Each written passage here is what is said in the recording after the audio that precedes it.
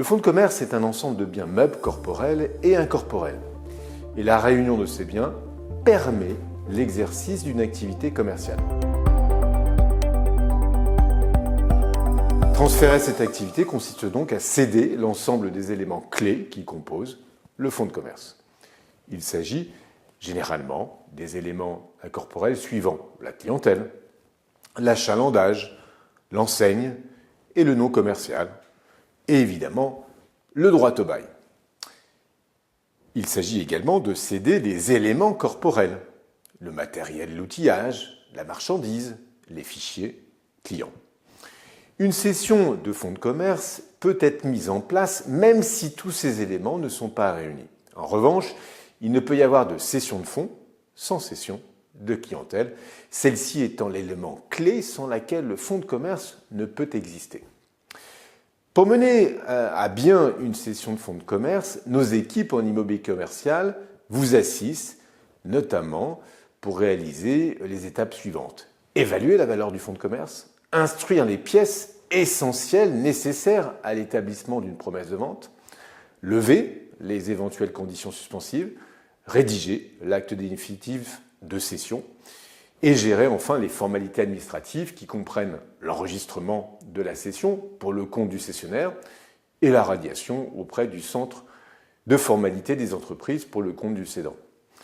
Notre équipe gère également les publications au journal d'annonces légales et au BODAC. Sachez que l'article 22 de la loi de finances pour 2024 a modifié la fiscalité de la cession de fonds de commerce. En effet, cette loi augmente l'abattement fiscal applicable aux transmissions de fonds de commerce.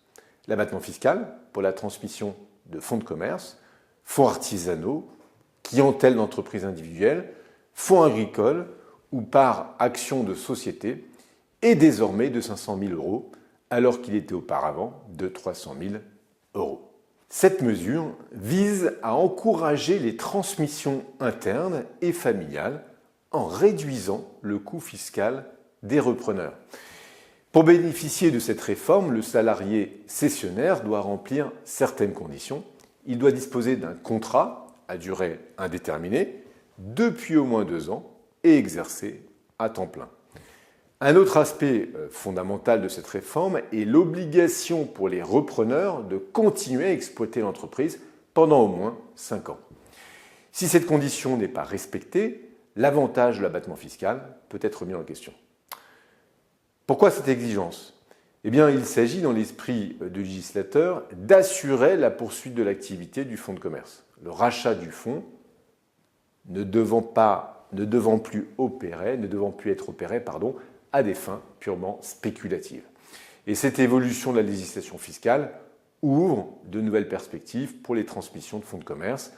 L'augmentation de l'abattement fiscal facilitera le maintien des activités au sein des familles ou parmi les employés.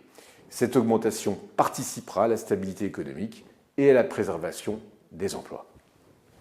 Les cessions de fonds de commerce deviennent ainsi plus accessibles et avantageuses.